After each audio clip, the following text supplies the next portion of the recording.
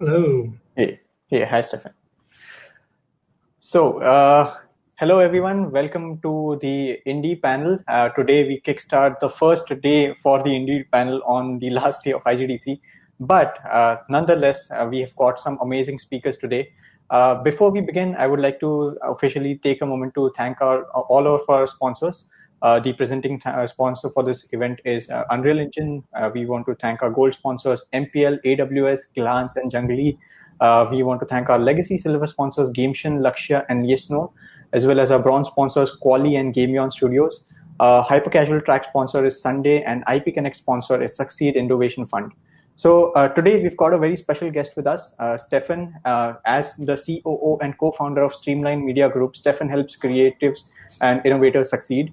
He works with the Streamline industry family of brands, Streamline family of brands, Streamline Studios, Streamline Games, All Pixels, Day Zero, and Streamframe, to build long-term partnerships in the entertainment and enterprise video gaming space. He believes that Streamline is in the business of creatives and innovators who value partnerships that leverage their mutual expertise. Stefan runs the publishing and production teams at the studio in Kuala Lumpur, Malaysia, and works with the design and marketing teams on their product portfolio. And he has over 20 years of experience in video games and has worked with industry leaders such as Square Enix, Capcom, Sony, Epic Games, Nintendo, and more. And today, Stefan is here to give his insights on how you can make it big as an indie game developer. So, Stefan, over to you. Also, before I begin, I'm passing out a form for any kind of feedback that you guys might have with regards to this talk. So please check out the handout section for the form link. And yes, Stefan, over to you now. Thank you, Nikhil, for the amazing introduction, actually. So I will be sharing my screen. 1 second here. We're gonna get some media going, media games supposed to be vibrant and colorful. So hold on if I can figure that out. Here we go. So I'm sharing my screen. I trust this works, Nikhil. I don't see you, so you just have to tell me that it's okay. Yeah, it works fine, and it's by default pinned as well. Okay, perfect. Then let's jump into it. So yeah, the talk is about essentially how to make it as an indie, but we're going to talk about what that actually means nowadays, because obviously, for example, for us, we are maybe a bit atypical independents. We've worked on major brands over the years. And so I'm going to reframe this a little bit, and essentially we're going to talk about really what is an independent developer in 2021 and into the future. How do you grow that without losing your mind, right? Because there's a lot of changes. So we're going to talk about the changes, and we're going to talk about where the industry is today, what that really means. And then we're going to workshop a little bit, kind of like imagining if we're starting a studio today, if we start a studio together, what would be the questions that we should really talk about? What are the decisions we have to make to kind of build ourselves in the best possible way for being a successful independent developer? So this is a mix of, our journey, I guess, the experience from that, but really also kind of adapting to the craziness of the world as it is today. So a little bit about Streamline ourselves. Well, I guess, actually Nikhil's his introduction has been really good. But, one thing I really like about our group is it's very international. You have groups from across all the continents, and, our leadership team has really benefited from that in embracing, I think, a kind of attitude towards, creativity and what it means across the world. It doesn't matter where you work, where you come from, what your background is in a culture. Video games is a global culture. And this next generation is going to show that even more. So some of the games that we're working on for other partners, Soulstorm, Death Stranding, for Sony, Lord of the Rings, Outriders for Square Enix, Final Fantasy for Square Enix, are just kind of major titles that people probably see first when they think about maybe partnerships of Streamline. Having programmers, designers on these large titles is of course great. But at the same time, we also enjoy working on smaller independent titles where, Risk of Rain or Pode, and of course our own Bacon Switch, which you actually learn very different things from working on those kind of games. So I'm going to kind of present here to you guys kind of an angle that mixes both of these experiences together, because, modern independents live in both worlds. The distinction between I'm a pure indie, I'm just going to do very kind of low budget things, and I'm AAA, I'm doing high budget things, that's kind of fallen away a little bit. And we'll talk about the reasons behind why that's happening. So for us as a studio, we have grown into these kind of 5 brands that are dealing with, some are dealing with authentic, independent products that we're building for ourselves or for other people. Others are maybe more about scale art production or kind of what's nowadays called like metaverse productions, where you work maybe on a fashion game one day and, an Unreal Engine visualization the next day, and then the next day it's a full-on AAA game and then indie game. So a lot of a variety at our studio that we can kind of helps us to triangulate really where the industries are going. This kind of branching out between different brands also is happening and branching out into different locations. We are in Kuala Lumpur, we're in Europe, and also in Vegas with a development studio now as well. All right, let's jump into it. So development today, or like what is indie development? Maybe the first thing that comes to mind is like, like that means, we're going to be, in Steam, we're going to early access, like you look at games like Hades and others, and, this is going to be really, our path, right? Like Unity powered early access on Steam or something like this. But, when you actually research into it, the traditional routes are becoming really contested with major titles. And you look at like the big games that are being played in these platforms, it's like, it's PUBG, Sekiro, Halo, all the major titles that you always hear about. This is, I think, from a year ago. So, it's not quite the same anymore to say like indie path is, just launch it and the Steam algorithm is going to surface you. That was maybe 10 years ago, particularly.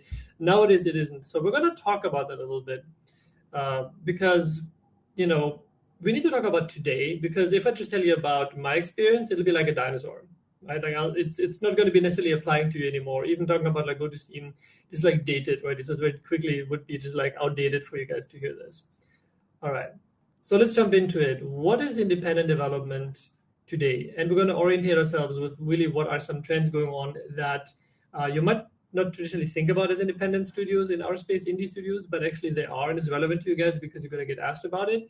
You're going to have people that want to work for you that might be interested in it, and you will have, well, honestly, funding and interests coming from people that want to build companies in that direction. So first thing, I'm just kind of using us as an example. We're an independent developer, but we might end up working, building virtual backlot sets, for the BBC in this case, you need Unreal Engine set extensions. That might be one day. The next day it might be using, Unreal or Unity for like a fashion show or something with volumetric video. And the next day it might be helping, a VR community for Microsoft, building that out. So you don't think of this as indie productions, but at the same time, there are an enormous amount of studios that are entering the space, from kind of what I would call industry adjacent angles, from media, from television, from agencies, advertisement, and they're all kind of finding their way as what really independent development means to them. And they might start with this and then they make games. Whereas for you guys, you might make a game first and then suddenly you will get asked for, hey, what about these other things? That's very, very possible. So really, why is this happening now? Why is there such a kind of a fanning out when 10 years ago it wasn't quite the case? Well, let's take a look at really where the traditional games industry is and why there's so much happening outside of it, which is really a bit startling to some people. So the first thing is, actually, you have probably noticed this, but like the major publishers are not releasing as much content as they used to, right? Like, let's say 10, 20 years ago, Sony and Nintendo, they would release, tons of sort of titles every year, just like mainlining from their own studios. But as productions have sort of ballooned and, it's become more with major franchise releases, instead of dozens, it's maybe 1 or 2 or 3 major titles coming out from the major publishers. And it's really built around releasing franchises, so this is important because it does affect even the indie community players' expectations for certain things, right? Like you play fewer games longer, at least that's what's created as a habit in players. That is also, I think, a response to something that is oftentimes not talked about, but the core gamer audience, the ones that play, Steam games, that play PlayStation and other titles, and to some degree into higher mobile games, it is actually a relatively static player base. It is roughly 250 million consumers. That's it. That hasn't grown over the years, like over the last 20 years, that hasn't really changed much, right? And that is a bit startling. Like, why are not really more people playing it? And you think, like, what about mobile games? And yeah, they live in a bit of a different space, and people were hoping that they would kind of join, mature out into the mainstream games, but it actually hasn't happened. A lot of them just lost interest again. So what's going on with that? Where are the new players, right? And at the same time, You have an automation process happening where more and more you can actually, as a small team, make yourself production value that is just incredible compared to what was just possible a few years ago. Like with Unreal Engines and MetaHumans, you don't have to hire a whole character art team anymore. So you have this kind of strange mix already. On this page, you should be kind of like, that's a bit weird. So fewer games, but where's the audience? Yet at the same time, it gets easier to make really good looking games. So just keep that in mind, because we're just going to explore the landscape a little bit, because the truth is there isn't an easy answer to some of this. It's just a big buffet right now that you have to be aware of, because as an independent studio, you're going to have to make some decisions on where you want to go in this new landscape. So let's kind of take a look even further out beyond our industry. What are some changes that are driving through here right now? First thing is baby boomers are retiring. The first millennials are already in their 40s almost. They're having kids now by themselves. They all grew up with technology as like a sort of a native just adoption that they're very, very used to. I mean, this is true for probably a large part of the audience as well. So you have this kind of digital native community coming up, and at the same time, and this is actually really crucial, the developers that made games in the 90s and early 2000s, they're retiring now. They're handing over the torch to a new generation, which also includes the new indie studios that are coming up. This is also why there's a lot of acquisitions right now happening. So then there is, this sort of like a broader push towards digitization of financial assets. Blockchain, crypto, NFTs is a quite controversial topic to talk about. I get that, but it's not going to go away, and it is going to be influencing also how games are being produced. It's going to influence free to play. It's going to influence how communities are built. It isn't settled yet exactly how that's going to work, but you have to be aware that this is definitely changing our space as well. Then the pandemic has come in, which makes it more comfortable for you to be at home. So this has changed expectations for players towards a lot more mobile aspects. We've seen this in a lot of our titles, where the demand to have an online component is much higher than it used to be. Like you just can't go to a person's couch so easily anymore. The parents will be nervous, or the friends and cousins, don't go over there, just play from home. There's more hesitation now. So online is much more important nowadays for a lot of titles. And the truth is, like India, Latin America, Southeast Asia, Africa, the next 2 billion players are emerging. The question is, what are they going to be playing? What is going to be interesting to them with everything we just talked about, plus obviously, the local cultural relevance. How is it going to merge, and how is it going to be taken advantage of by developers in that region? And this is, I think, something very relevant to some of you guys. So the main thing to take away from all of that is that video games is beyond mainstream. The technology is everywhere. It's coming into Hollywood. It's coming to be used on making events digital. It's much more prevalent for community building, and it is really kind of central to Web 3.0. Like HTML pages are kind of merging with video games as well. So pretty wild that you have NFTs on one hand today, and then the next day you might work with PS5 dev kits. That's where it's going. And again, a lot of that is going to be commitment and learning, and it's important to be like, well, what do we want to focus on as an independent? So just to be clear, I'm going to give you guys some options here in a buffet of what you want to be. Does this mean that everybody has to be like get bought by some Western studio? Everything has to be mega projects with hundreds of people, and everything has to be big, bulky, PlayStation dev kits, and it's just about making the biggest, baddest game with thousands of people? It's like, no. Actually, never before has this been less true than it is today. It is much more about what you want to do, what will bring real creativity, innovation to the space you want to be successful in. And we're going to talk about that. So I can kind of like leave this behind, because this is important to kind of like not get stuck in. It's not be nagged by any publisher, be like, oh, you need to be this much bigger, or we don't deal with studios of your size. Don't let that be a thing. So let's talk about that. What studio do you want to build? We're going to just kind of workshop our way through this a little bit. The landscape of opportunity is wider than ever before. All right, it all starts the same way. Sure, fair enough. We'll start out, probably in some kind of big dreams, working from home, getting some of our friends to join in, and we're kind of like hustling our way through, and probably never been a better time to do it than now, because people will invest in you even when you're probably in a kind of like still very starting up phase. So, but obviously the fun part to get to is kind of like phase 2, right? Which is kind of like the really the fun part. You're like, let's say 10, 20 people in size, like the creativity is flowing, everything's kind of falling into place, things are moving fast. You kind of get your first prototypes going, things are really kind of, jiving together. And this next stage, this is the important one, what happens after this, right? Because I would imagine most people will look at this, hey, I'm in India, 10, 15 people. That's it. I want to just live in that. That's my jam, right? But there is a real question of this market, all these things we just talked about, they're going to apply pressure. They're going to apply pressure on you guys to figure out, is there something that comes after this? Yes or no. And sometimes your game, your community, your investors might demand it. And the big question is, what does phase 3 look like when everybody, is that what happens? Everyone puts on a suit and, it's all about business now. What does that actually mean, right? So it doesn't have to be something scary, intimidating. It's something you guys have to understand, that if you want to be at a successful independent studio, you can't be 11 people. You need to be comfortable being 30, 40, 50, 60, 70, because there is a demand for, increasing the quality, increasing the platform variety that you're building for, building all the online components that might be needed. It's just, there's a lot of stuff that will come your way. And it's something where just keep it in the back of your mind, it's okay to grow, and we're going to grow in a smart way. And that is what makes a successful independent developer, is you're kind of not afraid of the horizon, right? At least you're a bit prepared for it. So again, you can be like this, but you can look like that and have that kind of energy. That's fine, but you're just going to be aware of this. Let's talk about a couple of options, what an independent studio can look like. And you might be like, wow, that's a weird way to look at it. But all of the ones that I'm showing you now, they started as something small, right? So you could go an independent studio into hundreds or thousands of people employed purely working on service components. Probably not very interesting to most people, but certainly possible. Probably somebody will do this in the audience, possible.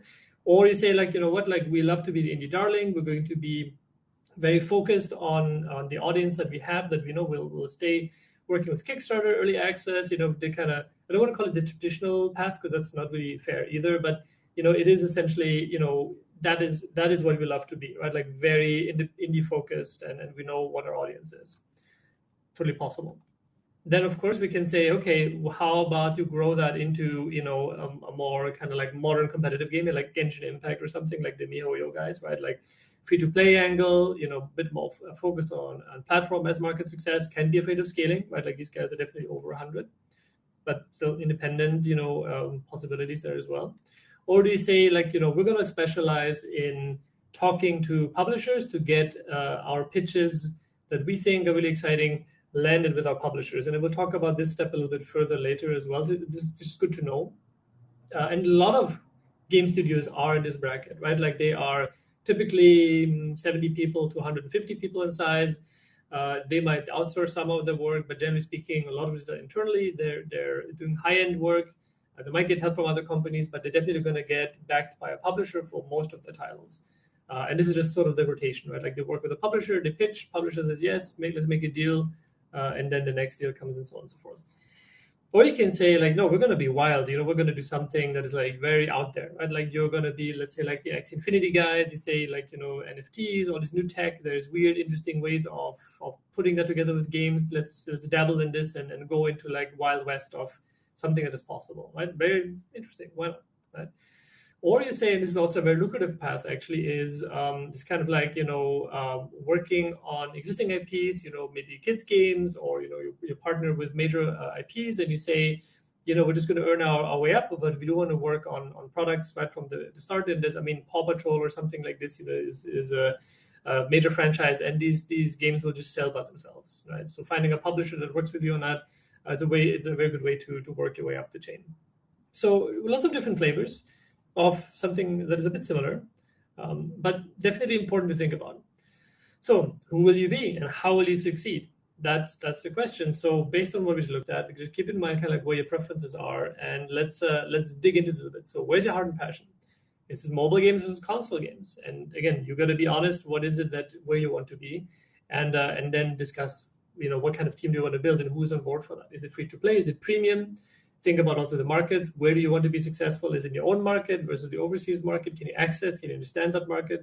Are you all in with your AR and VR? Are you going for the traditional route, or is it more NFT and blockchain? Think about it. You don't have to have the answer for it, but you do want to kind of write down the question marks, being these are not things we understand yet, and we'll figure it out.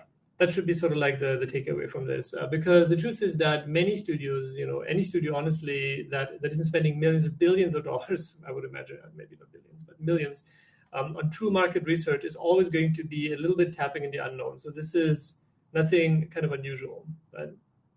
Other questions, do you stand for a social change? Do you want to make a statement? Like, again, what kind of people do you want to attract? Is it creative, or is it, more business? I want to work on existing things. You want to work on Disney and Marvel, or do you want to make your own Disney and Marvel? Right? Change the world, excuse me. So in a similar way, kind of like, is technology to your means to an end, or is it really the core driver of your business? So you're driven by design and creativity, or are you like a technology company? Again, you will build a different kind of company because of that. So let's talk about the path to stability. And this really needs to be on your mind from the beginning. Like, well, how do we, day one, okay, how do we make our money, right? Are we going to like do work for hire and ask, other people to have us make games for them? Are we going to start with kind of component work, service work, or we're just going to say like, no, money has to pour in first? All right, so let's talk about that. So investment is interesting because firstly, the market is in a good place for investment. So what matters to investors, I think in particular, is that they can feel your passion, your energy for, okay, like this, this team really believes in this. This team believes in themselves. I can believe in this team. They're having a convincing product idea that I can get behind, right? Like they will jump on board when they sense the leadership, kind of has that unique edge to it. And they're like, okay, we're going to take a chance with these guys. So polishing your promise, meaning essentially focus on really like how you deliver what makes you unique. And if you can obviously show, early indicators of your success, if you can kind of show, we have traction online, or, we have a fan community that really wants this, or there's like a gap that you can kind of see in the market, and you can kind of make a good argument for it. Yeah, investment path, you might have something, but, it comes with gives and takes.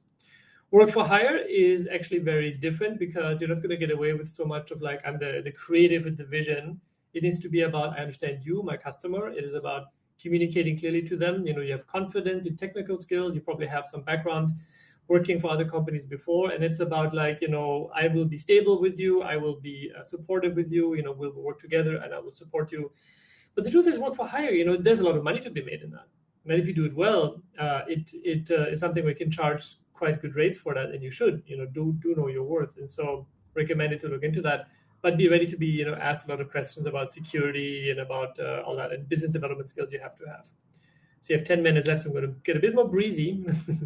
But yeah, in service work, artwork, you need to have a past portfolio. That's the most important thing. And then you got to go out there on the trade shows and understand your pricing. Beyond that, understand your audience. No easy answer. Again, you have to do your research, and think about it from the very beginning, like who's going to play our game and where, because you've got to be understanding how to reach them. And the truth is, you might say like, I want to play it, like this is for me, but it is going to become a business the moment it's about like somebody has to press the purchase button. What consoles is it? What platforms is it? Who's going to buy it? And then talk about what is the end game. Do you want to be acquired, or do you want to kind of, for the next 10, 20, 30 years work on this? It will again change the kind of people you're going to attract, because you might find some great talent that comes from like maybe a finance background or business background. They're like 5 to 10 years, let's build it up and then we flip it. That's one way to do it. You might be like, it's all about just making games and be independent. It changes again who you attract. Will you invest either way? Or are you going to bootstrap by not taking investment early on, prove yourself first, drive up your value, and then, obviously keep more for yourself later on by sort of bootstrapping your way through. So one big flag I want to throw out as well, and to be a successful independent, that's important. Don't undersell your value, even to big brands. Like, don't sign unfair deals where you feel, like, oh, well, this is such a big IP, like, therefore I'm going to just do something that later on I'm going to regret. Like, no, like, you got to be very careful, and we'll talk a little bit about this later on with some specific examples. Like, don't undersell your value. Don't be insecure about that. Like, it's important you don't do that. What you should do is present yourself with a balanced way. Clearly articulate things you can and cannot do. Like, trust me, you don't need to be a studio that like, we can do everything, whatever you want, like we can do it. Like, don't be that. In fact, if you draw limits, it's going to go very well, because people will think, you clearly know what your standards are, what you're comfortable with doing. So just keep that in mind. So just don't come off arrogant as you do it. That's important. Don't do that. But of course, and this is important, easy to forget when all the creative stuff happens, which, by the way, that's why I'm not talking about it much, because everyone else can talk about that. What's your horizon for payroll? How many months do you have in a bank account? You keep an eye out for that. More than anything, that is what keeps your company alive. Like, as the business owners, you got to be obsessed with this. Literally, this is what keeps you as a successful indie. You can make payroll, right? And the next step is, how do you make more money later on? Like, what is your horizon? Can you look 3 months out, 6 months out, 12 months out in terms of deal flow, right? Like, opportunities coming in. And you should always have at least 3, 4, 5 times more coming in than you need, because it'll usually fall off and you'll end up with just enough. Just keep that in mind. So if you're looking at the work for hire path, to have some redundancies available, and do keep an eye for the market for crazy things happening, trade wars and crisis. You always got to have some backups in play, because if you're working especially for others or publishers, if they gave you money, they might say like, yes, all good, but at one point they're going to be like, I don't care that your planes don't fly, or that things have gotten twice as expensive. You're going to be aware of that. All right, so the real grind, team dynamics. Assume you will grow, so talk about responsibilities in the team early. Who's going to do what are your specializations? What are we leaving behind? What are we going to do great? Founders versus first team members versus later team members. Understand there's a culture difference between the different types. You can talk about it with your founders first, understand what you want to share, how you want to motivate and grow the next generation, because the first hires will be your next senior leadership. Just develop them today, and 2, 3, 4, 5 years later, they will run your company or big parts of it. So be aware of this.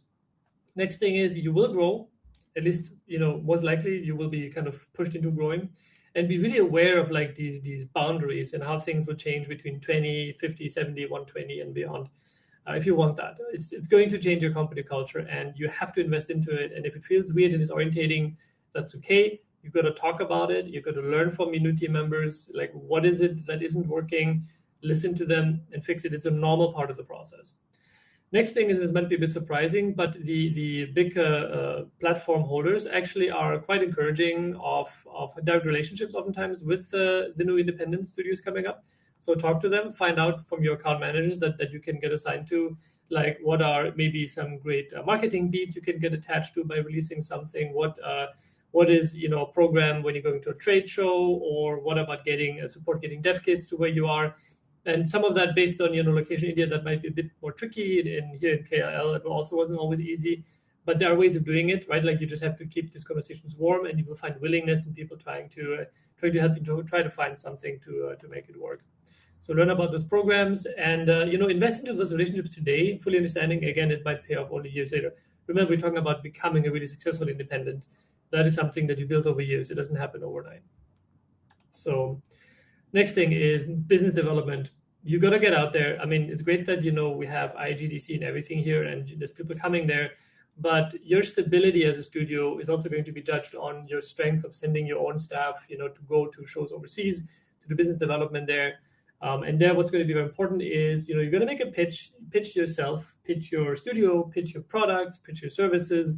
You will iterate on this pitch. You will find out what works, what doesn't work. You take that in and you keep improving it. I can tell you, after 20 years, we're still doing that. Like every show, there's feedback. Okay, adjust again the pitch, and there's hundreds of them, right? Like that evolve over time. This is normal.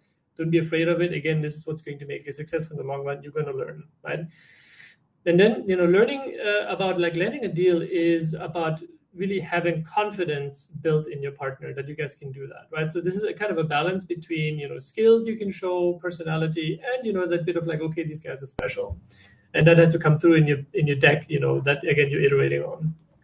Stefan, I'm sorry. Yeah. I think I accidentally turned off your screen share. So could you reshare that? Oh, It just happened in the last, just the last 4 seconds. Sure, no problem. Here we go. Is it back? Yes, it is. All right. So deal making. So I mentioned this earlier as a watch out point. So let's talk about it a little bit. Breezing through this, but okay. So first thing is, again, you do not have to sign the contracts that are presented to you, even if they're presented to you like everyone else signs this. Like there's no reason to do it. You can look very clearly. You ask questions at the very least. You should have somebody on your side that is a lawyer, that you contract out a little bit. Get advice. A lawyer might tell you immediately, there's some really weird stuff in there. Be careful. You might sign away more than you want to. And again, everyone might say like this is something everyone just signs, but that is not true. And it is less true. So, I mean, yes, over the years, for sure, we've heard this many, many times. And sometimes a lot of people will sign things we don't sign as a company. But that is also, I think, one reason that we're still around, right? Because we're careful with that. So I'll give you some examples. Over inquisitive, contracts, like they're saying like, this person, tell me everything about them, tell me about your shareholder structure, tell me about business structure, investment structure. Depending on what you're doing, it doesn't really concern them necessarily, right? As you can say, this is not relevant. They might ask questions about like internal IT structure and all this. Like some of that is fair, right? Like you can kind of listen to that. Sometimes you may say that's maybe a bit much, that's maybe too not relevant for the particular project we're doing. Use your judgment on this. But overall, personalized data, specific portfolios, I would be very careful with how much you want to give someone access to, because it's also a way to really sniff out your company and figure out your special sauce without really having made a real partnership with you. So you need to be careful with how much you share. And it is, again, not necessary to do this. I can tell you that. Like, if somebody says everyone does it, it's like, not necessarily true. Contract terms, you got to watch out for a couple of things. It might say termination for convenience. This means I can, as a partner, I can cancel on you anytime. I don't think that's fair. You need to be careful with that. Very important is royalty terms and understanding how they're structured. There's something called advance royalties. This means a publisher will give you money, when you sign up. And like, oh, cool, here's $1 million. Okay, well, how is that? Then what happens with that money? How is that being paid back? Most likely it is paid back to the publisher. What is the trade that you do for getting that money early on, like giving you a loan? What are the terms for that loan? Essentially, that's going to be baked into the contract. Questions about IP ownership, who's owning it. You shouldn't necessarily trade early on your ownership. Understand approval cycles and milestones. What this means is that make clear to the partner when you expect them to get back to you. They couldn't just say, oh, we'll review a milestone in 6 months from now or never, whatever, and then we'll pay you. Never say, please review it in a week, in 2 weeks, and then, either say yes or no. Work on these kind of things. Again, I'm going through this very fast, but almost there. Also, don't be afraid to have a voice like Nikhil here, who's online. Get involved in a global community. Get your voice out there. That's very crucial. It is not as hard as you think, and not as many people are doing it as they should. So please get involved in that. It also actually stabilizes a business because you're going to get more opportunities from it. And now it's going to be very fast. Like we said, partnership is a dance. Communication style matters very much. Focus on your strengths and weaknesses, share them. Leave breathing room for your partner to have a back and forth in the dance with you, and prepare for growth. Okay, we're talking about this very fast now. Yeah, career growth, have an HR department, laying groundwork for the different departments. When you actually have made it, don't let this slide. And development is only one part of it. Just keep that in mind. Intuition, luck, all plays into it. And more importantly, planning for success, planning for the future.